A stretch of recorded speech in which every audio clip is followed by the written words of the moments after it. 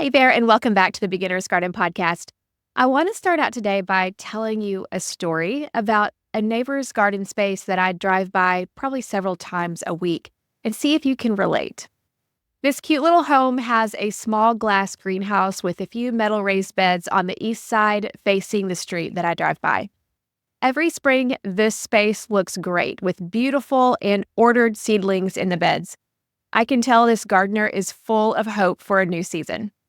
But every fall, right around now, when I drive by, there's no evidence of vegetables in those raised beds. They are full of overgrown weeds, and the greenhouse looks more like a see-through storage shed of used pots and tools. The whole picture tells a story of, I've given up for this year, see you in the spring. Man, I can relate to that, can't you? No matter how much my garden excites me most days, this is the time of year where it just weighs on me. Thankfully, the fall garden gives me a glimmer of excitement, but for the beds that look just like my neighbor's beds, I just want to turn my back and not give them a second thought until next spring, when maybe I'll get my motivation back. But then in the back of my head, I also think, shouldn't I do something before winter grips my garden and drives me inside? Shouldn't I clean up, pull weeds, dispose of plants, add compost or mulch, something to help my soil the following spring? And is there anything I can do to prevent pests next year?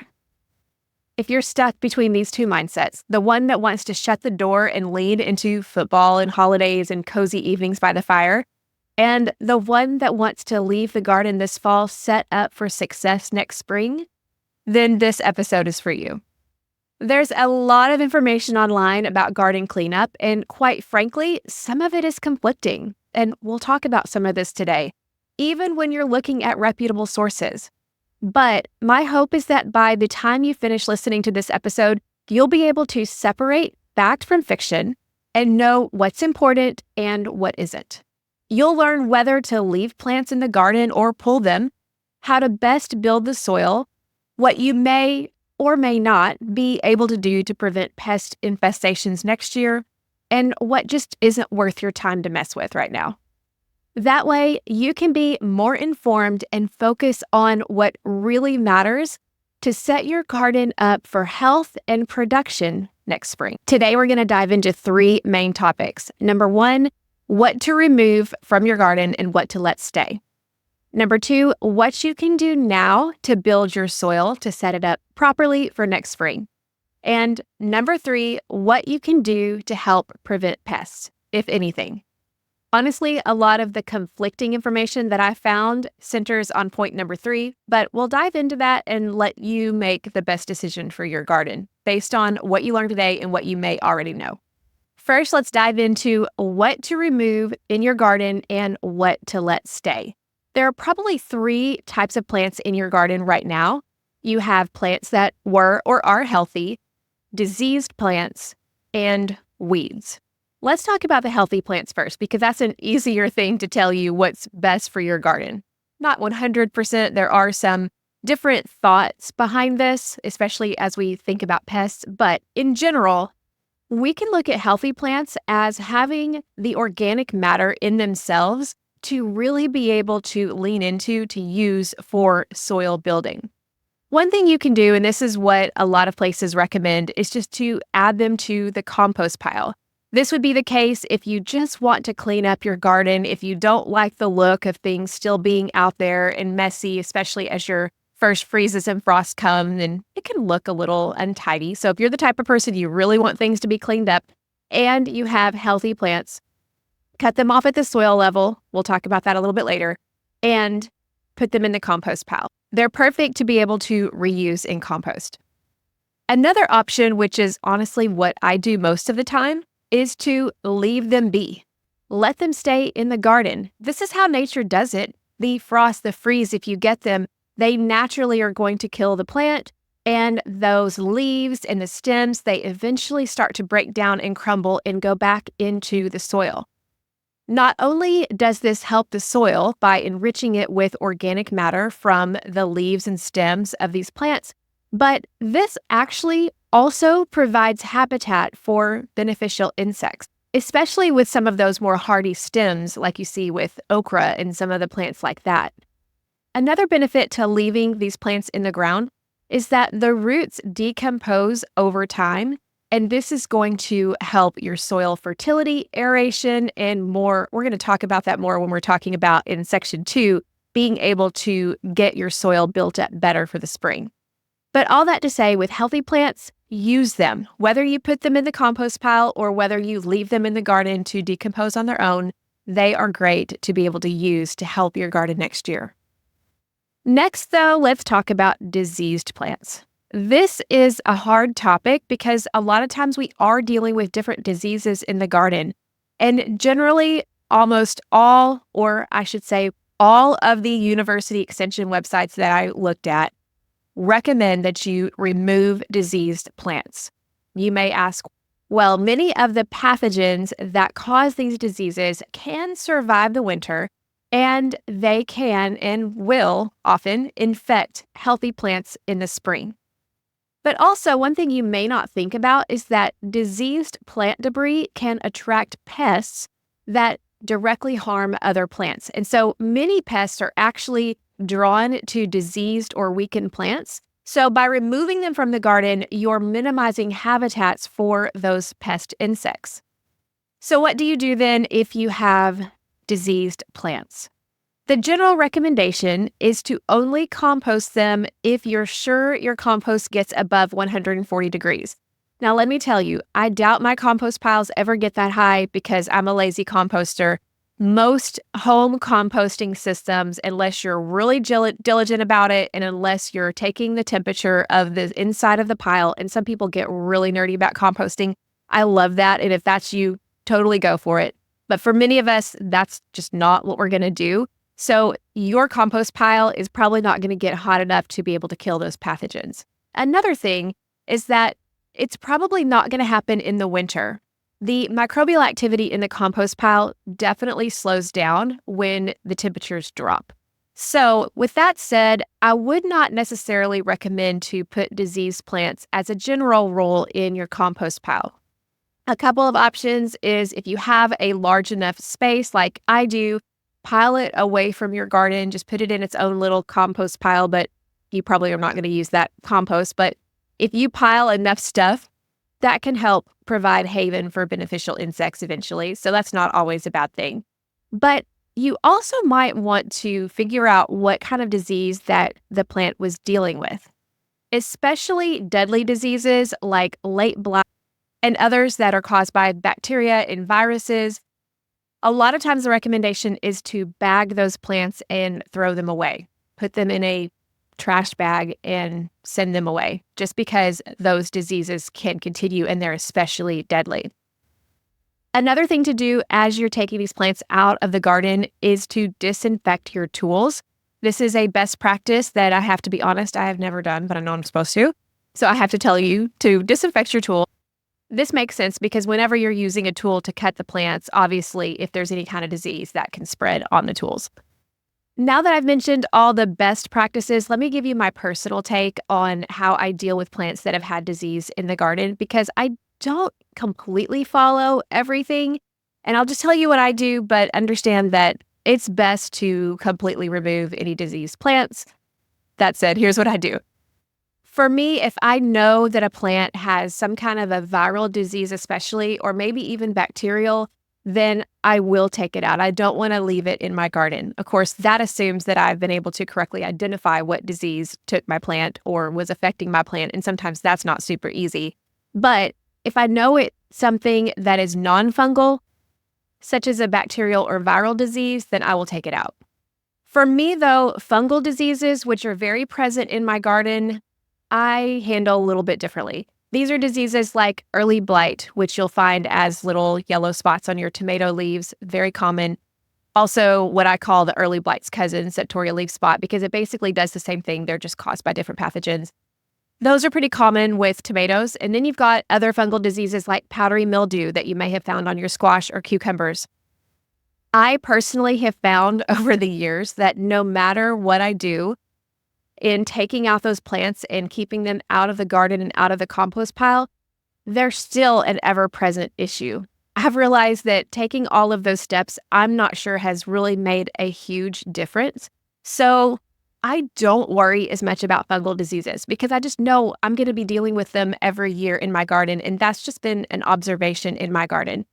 What I do instead is if I know, for instance, that powdery mildew is a consistent threat, I have started to plant disease-resistant varieties next season, and that has made a big difference. Looking at my seed catalogs, you're going to start doing that in a couple of months. If you know you're dealing with certain diseases, look for disease-resistant varieties, and it has made a big difference in my garden.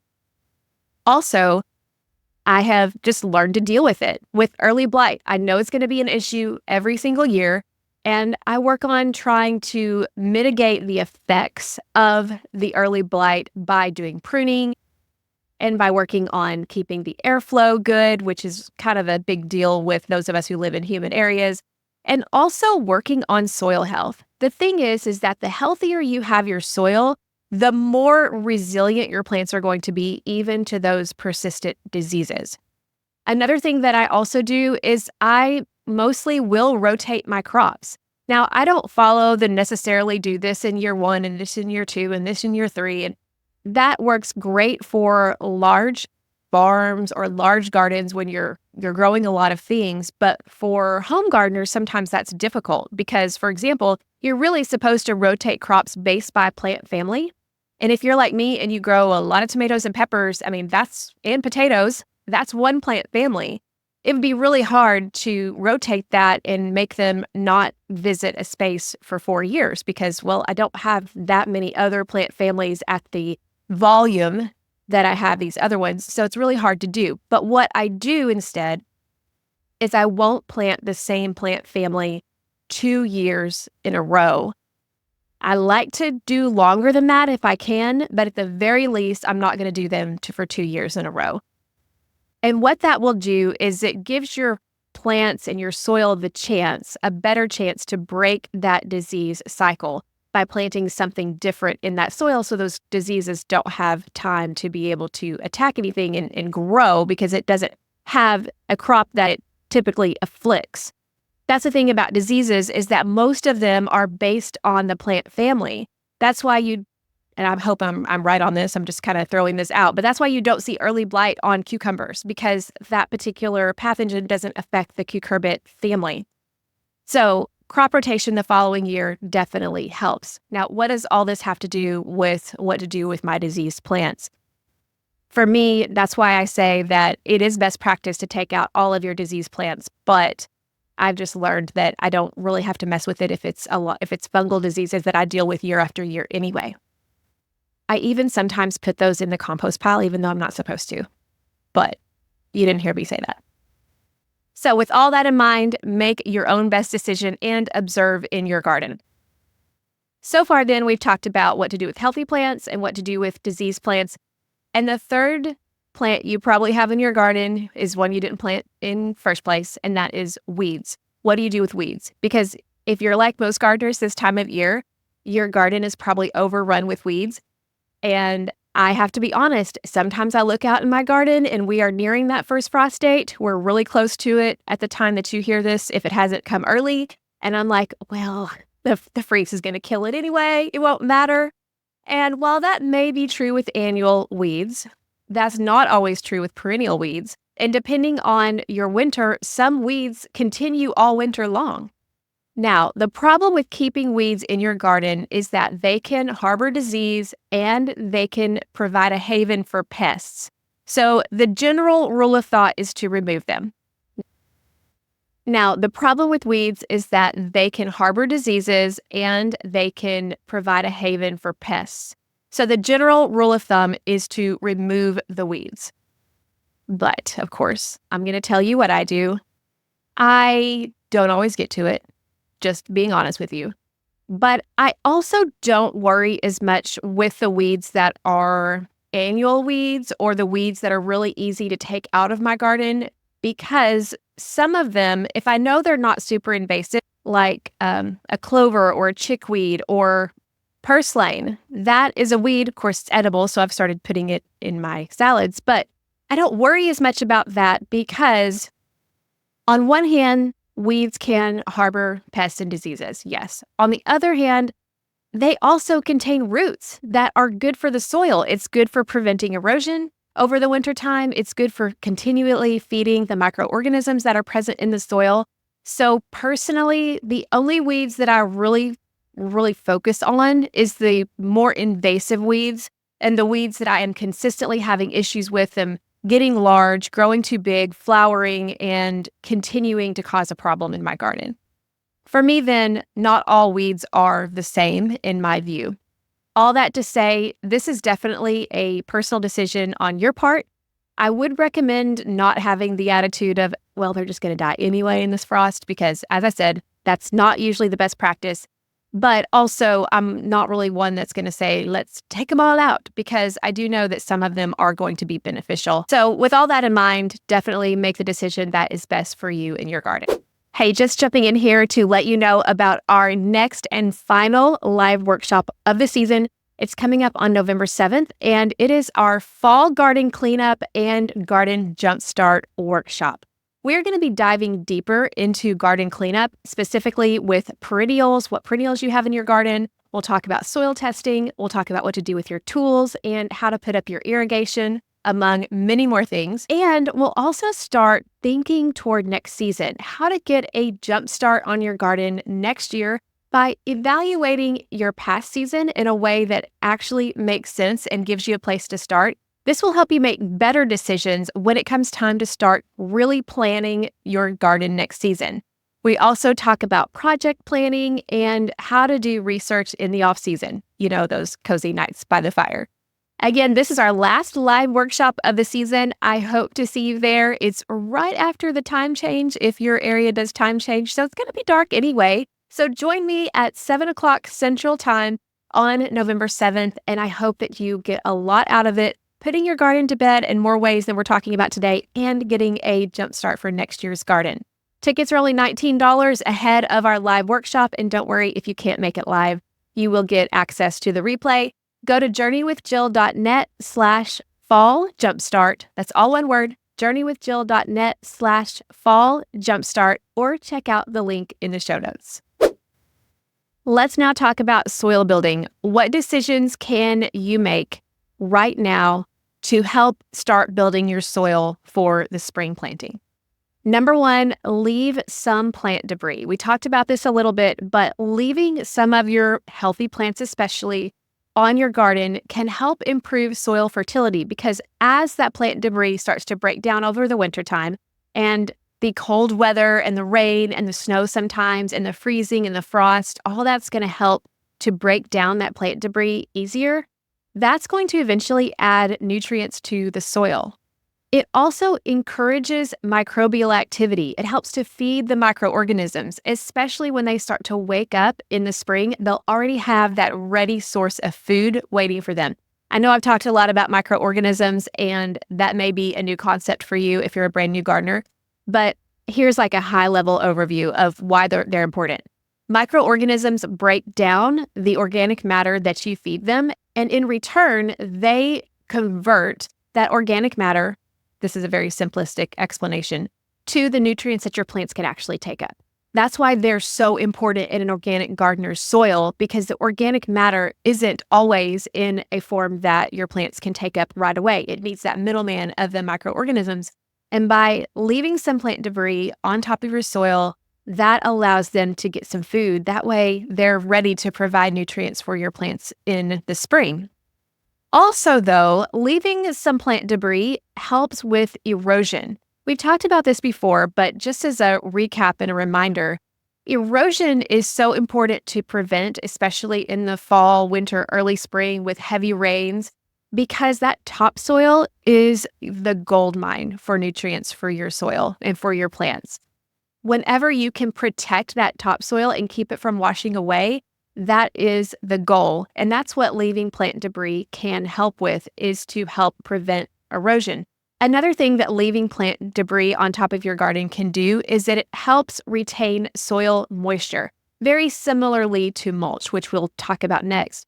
But that is also important, especially if you live in a drier area. Any kind of soil moisture that you can retain, the better. Now, There is a little caveat here because it just kind of depends on how much plant debris you leave on your garden. I know for me, sometimes I had the all or all approach, like leave it on. It's all good. It's all organic matter. But excessive plant debris can invite pests. Anyone who has mulched with leaf mulch consistently, or maybe it's just me and several others I've talked to, maybe this hasn't occurred to you. But when I first started using leaf mulch, which still is my favorite, roly-polies everywhere, right? So that's just an example of how that can happen. Some pests will enjoy harboring in that plant debris, especially over the winter. But honestly, I don't worry too much about that. I just want to maybe make sure it's not excessive, if that makes sense. That's very nebulous, so decide what works for you in your garden. Just kind of keep that in mind. If you've had a problem with a particular pest, this might be something you hold lightly and maybe do a little testing in your own garden. But let me give you a couple of examples that I have used in my own garden with leaving some plant debris. When I was growing black-eyed peas and even beans, I didn't really grow either of those this year in my garden, but when I did, I would just leave them out there. Well, what would happen is you would have these kind of sticks and stems still there, but the leaves would drop off, they would die, they would fall to the ground, and over the time, over the winter, they would start crumbling into this natural mulch. It was actually beautiful. Now, at the beginning of the spring, I still had some of the leftover stems, and I could, crush those with my hands, or I could remove them altogether, depending on what I was planting with. But all that to say, there's so much plant debris that will nourish your soil there just with the plants that you've already planted. I do this also with okra and with corn. Oftentimes, I will do the chop and drop method with corn because there's so much plant matter with corn. I'll just take some loppers and I'll just cut from top to bottom and just leave the corn on top of the soil. This may be an example of excessive plant debris, so again, hold this loosely. But also I do this with okra. And one reason is because if you've ever grown okra and you've tried to pull it out, be very careful because you will hurt your back because it is entrenched there this time of year. But if you'll leave the okra in the ground, I know it looks ugly. I know they just look like sticks sticking up in your garden, I know. But if you'll leave them in the ground, by the time spring comes, it's a quick tug and they're out. So what has happened between fall and spring? Those roots have decomposed in the soil and they have started to help the soil structure, which brings me to my next point. Whenever you're taking out crops, if you decide to, whether you're taking them out because they're diseased or you are doing the chop and drop like I did with corn, or maybe you don't like the sticks of okra sticking up, although they can house beneficial insects too. Those stems are pretty thick. But anyway, if you don't like it, you want to take them down, totally understand. Leave the root. When you leave the root of the plant, if you can, it helps to maintain soil structure or develop soil structure. If you have clay soil, this is really good because those roots are starting to aerate that soil. And whether they're living roots or they are decaying roots, as in the plant has already died, these roots are feeding those soil organisms. Again, feeding the microorganisms is something that we want to pay attention to. And another thing that it does is it improves water retention of the soil and it improves aeration. Isn't it interesting that it does both things that seem to be opposite each other? But our soil needs both. Our soil needs water retention, so the plants have enough water, but it also needs aeration because they need oxygen too. And having the roots in there helps to do that.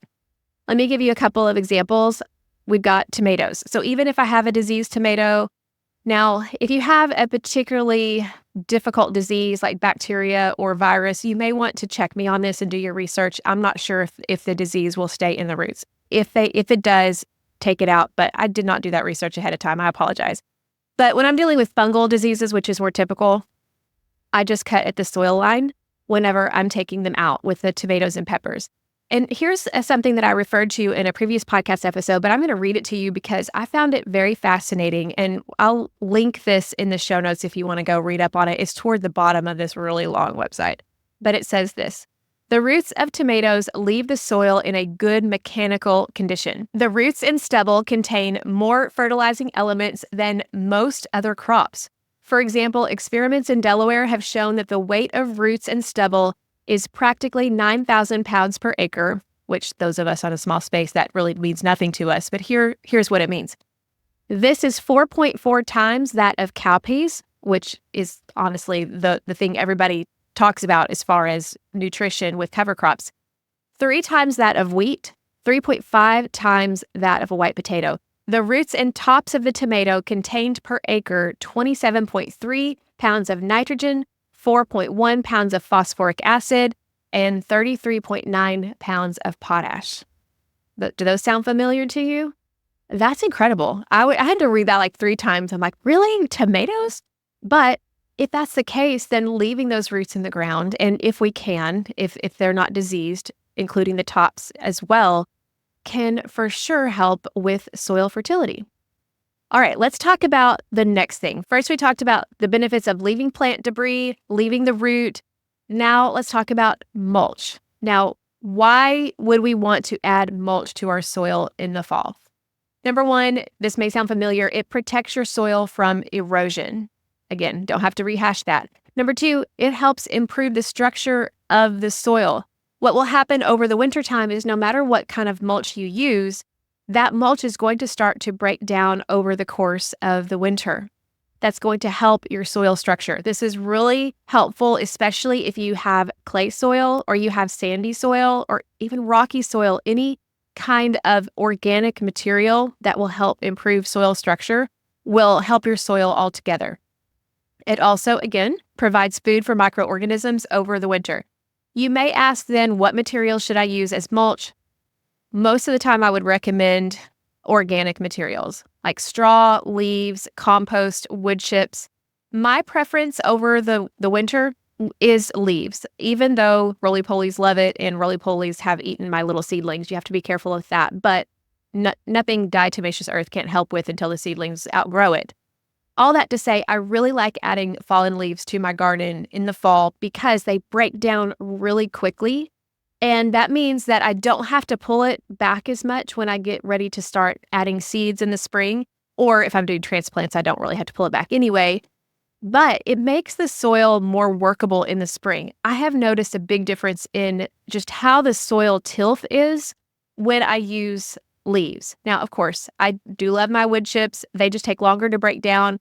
And straw is also a good choice as well. Just depends on what you have handy. I didn't have leaves for the longest time until I started getting leaves from my family's trees because we don't have deciduous trees on our property. So use what you have handy, but the point is to add mulch if you can. And you want to add it about 3 to 6 inches would be ideal. That's 6 inches a little much. May depend on your location. If you grow in a really cold climate, the 6 inches might be good, but I would say 3 to 4 inches is good for most people. What about fertilizers? Is it beneficial to add fertilizer at all to your soil in the fall? Well, regular fertilizer, synthetic fertilizer, no, there's really no benefit to that. Those are made to be readily available for the plant itself, so there's really no point in adding it to the soil. It also will harm the microorganisms in the soil. That point is actually pretty debated, but a lot of people think that synthetic fertilizers actually harm the microorganisms in the soil, and there's no point in adding it in the fall anyway. But it is worth considering adding some fertilizers to the soil in an organic garden in the fall, especially compost, manures, plant byproducts. All of these sources of organic matter improve the soil structure. You see a theme here. And it helps to improve the nutrient content over the winter. Another thing about organic fertilizers is that most of them, I'm going to list an exception in just a minute, but most organic fertilizers break down slowly. What this means is that over time, they're going to release their nutrients in the soil. And when the microorganisms become active, when the soil temperatures rise above 50 degrees, they tend not to be active below that. The fertilizer that you've added in the fall has broken down enough to be ready for the microorganisms to start to feed on. And then that will make the nutrients available for the spring crops.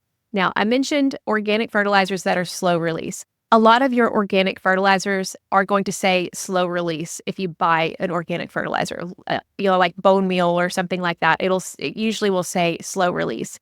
And any of your manures or compost, that's also considered slow release because it's going to take a while to be able to break down.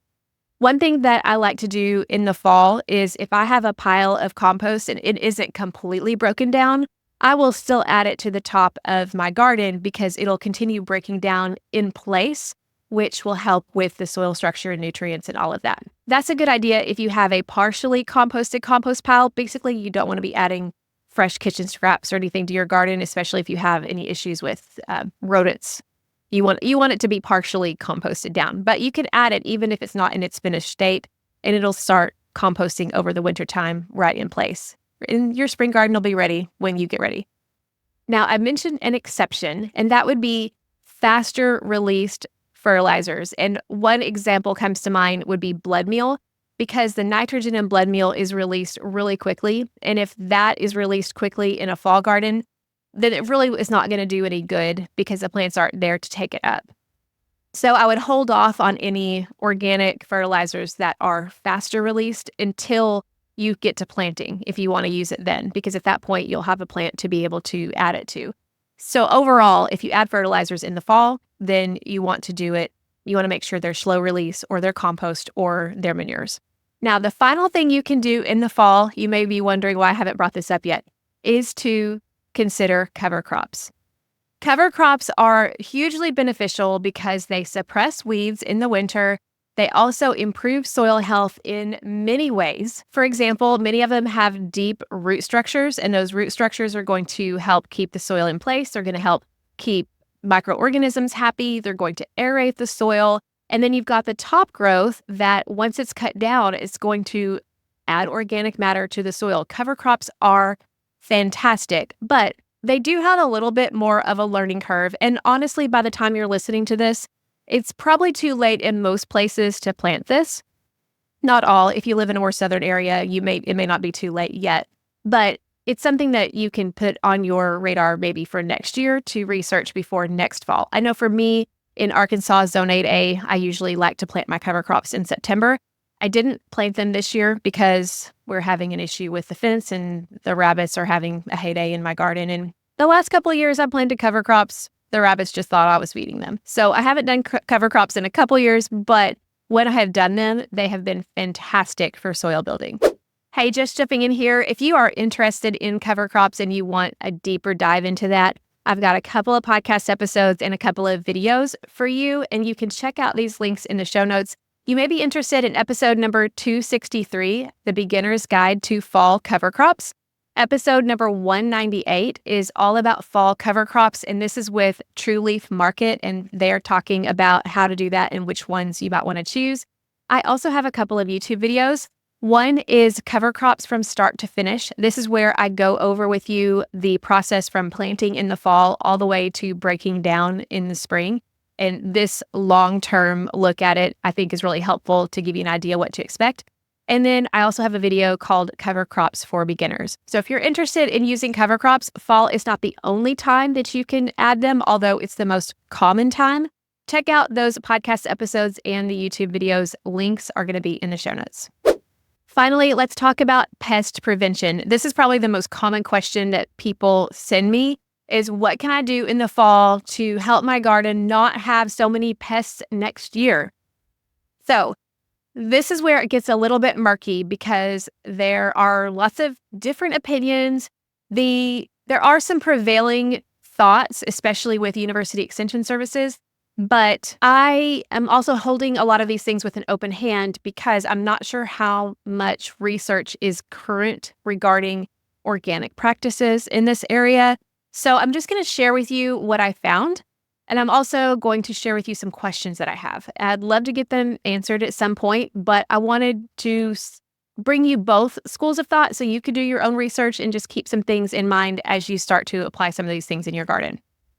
It is pretty well regarded in general to remove diseased plants because by cleaning up and disposing of diseased plant material, you can remove both the source of the disease, which we talked about before, and also the pests that spread it further. As we mentioned before, pests are more drawn to weaker plants, including diseased plants.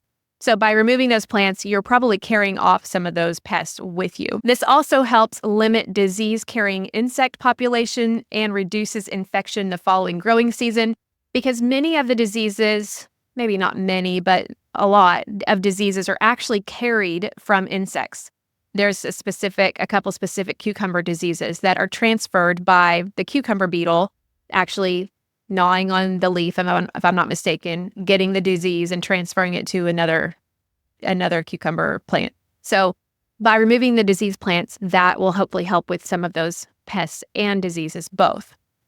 Another recommendation is to eliminate overwintering sites.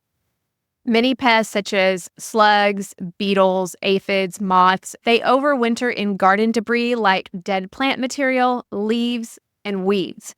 So the thought is removing the debris reduces the available shelter for these pests, disrupting their life cycles and limiting their ability to cause damage in the spring. So for me, this does make sense because insects do have to hibernate somewhere, right? I'm not sure if hibernating is actually the correct term, but they need to go somewhere in the winter, and it makes sense that dead plant debris would be where they would choose. But I have a couple of questions here. Number one, we already established that some of this dead plant material can build our soil, and it can also build habitat for the beneficial insects. Most of the insects that we're dealing with in our garden are not harmful. They're either beneficial or they're benign. They play a role in the entire ecosystem, but they don't make a difference one way or the other. There's just a limited amount of pests that actually cause a problem in our garden. So by eliminating all of this habitat, are we basically throwing the baby out with the bathwater, so to speak? That's my question about that. I would love to learn more about that. If anybody has any resources on that, feel free to pass it along. Another question that people ask is, should I till my soil in the fall? As far as tilling the soil for soil building, that has kind of different points of view, and I'm not going to get into that here, but it could offer some benefits for pest control. Tilling in the late fall can expose pests like grubs and larvae that overwinter just beneath the soil surface. But I have a chicken right now that keeps getting out of the chicken coop. I called her Houdini for a while, but now we just call her Chicken. I'm way past the point of naming my chickens. Sorry, we've had them for 10 years. Anyway, not the same chickens, just chickens in general. I digress. But she continues to get out of the coop. She continues to fly out. She hadn't figured out how to fly back in, but she continues to fly out.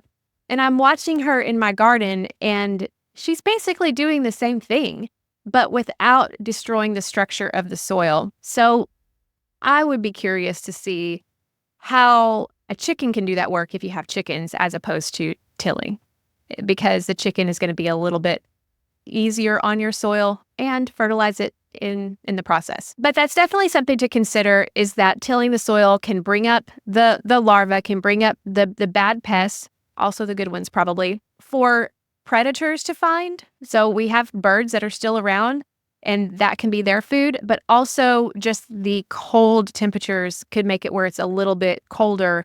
They buried themselves right from warmth, so exposing them could hurt them. So if you don't have chickens, and you might want to consider this, I'm not advocating it necessarily, but it's definitely something to consider. Another thing that's recommended is to remove unharvested vegetables and fruit because they can attract pests and rodents. You know, those green tomatoes you didn't get off the vine when the frost came. But don't beneficials enjoy those too? Don't our birds and other things that are in the garden, don't they enjoy those too? I'm not sure. Again, this is a question that I'm asking, but it's definitely one that I want to consider. What about rotating crops? How can that help with pest control the following season? Now, as I mentioned before, I think rotating crops is a good practice in general. But in my experience, most pests will make their way to their preferred food source in general. I don't care if I plant my squash plants 20 feet away or 20 yards away from the other ones. The squash bugs are going to find it anyway. Now, do I really want to put squash in the same bed, 2 plantings in a row? I mean, common sense would say that's not the greatest idea because you're not making them go anywhere, but really they're going to get there anyway. So I don't necessarily feel like rotating crops is going to be hugely helpful in my anecdotal experience with pest control. However, it makes sense to rotate crops anyway. Hopefully that makes sense. The final thing that I want to mention about things you can do in the fall for pest control is beneficial nematodes. If this is new for you, I'm not going to go into a deep dive right now, but you can find great information where I actually bought some beneficial nematodes a couple of years ago from Arbico Organics. I'm not sure if that's how you say the name, but Arbico. And they sell these live organisms, these nematodes, and it depends on what pest you've had a problem with. I know I was having a lot of trouble with beetles, so a specific type of beetle. So I bought the nematodes that are supposed to attack the larva in the soil of those pests. For this to be effective, it requires application in the fall, but temperatures have to be a certain range. So depending on where you're at right now, it may be too late for this, and reapplication in the spring for best results. I wasn't able to do the second application when I tried it one year because that was when I had my back injury and I just wasn't able to do it. But it's something to consider, especially if you have some problematic pests, and Arbico lists all those on their website. I think Japanese bean beetles are the most common. If you have those really bad, this can be something to be able to help out with. But I would recommend you doing your research. I will tell you that a couple times I've mentioned this on my podcast. I've had people reach out to me and say, I did this and it worked. The thing is, though, is that it's a long-term gain here because you have to start early, like in the fall, because you're wanting to kill the grubs, the larvae of the pest that you're trying to target. But all that to say, if you're having a specific problem with a specific pest, check that out, do some research, and see what you might be able to do in that regard. All right, we talked about a lot, so I'm going to distill it to 4 main points real quick just to refresh your memory as far as what you can do now in your garden to prepare your garden for next year. Number 1, remove the diseased plants that you can. Number 2, let the others stay and leave the roots intact, or put them in the compost pile, but still leave the roots intact. And if pests were a huge problem, consider cleaning up more than usual to remove their habitats, or consider tilling, or consider nematodes. But I would say really look and see, was there a horribly major problem last year? But even with that, last year, not this year, last year, I had a major problem with blister beetles. Many of you guys remember me talking about that. It was plague-like issue in September. And I was really curious if I would have them this year because they were awful. And there was no way I could have picked them all off and gotten them all. Haven't seen a single one this year. So just because you've had an infestation of a particular pest one year doesn't mean that you're going to have it the next year. But sometimes it could get worse. So all that to say, if you had a major issue, you can take some steps like I talked about today, or you can kind of play it by ear, wait and see. Be a little lazy like I was and just say, okay, are they going to come back or not? That's totally okay too. Just be prepared to live with the consequences if you were wrong. But hopefully I've given you some things to think about as far as pest issues and what you might or might not be able to do for the next season. And then finally, add compost and or mulch now in the absence of cover crops. If you don't have cover crops growing, then I would recommend adding some kind of compost and or mulch.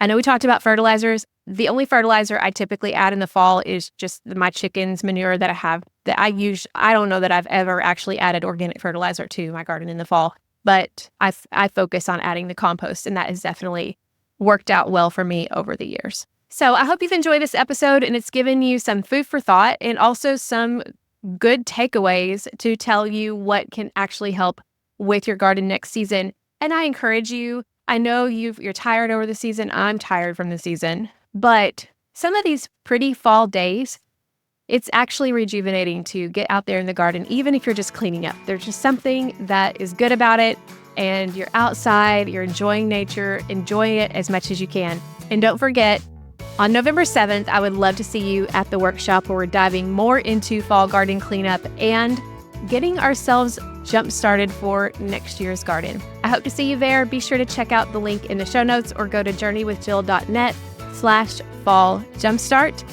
And I hope you have a fabulous day. I'll chat with you again next week.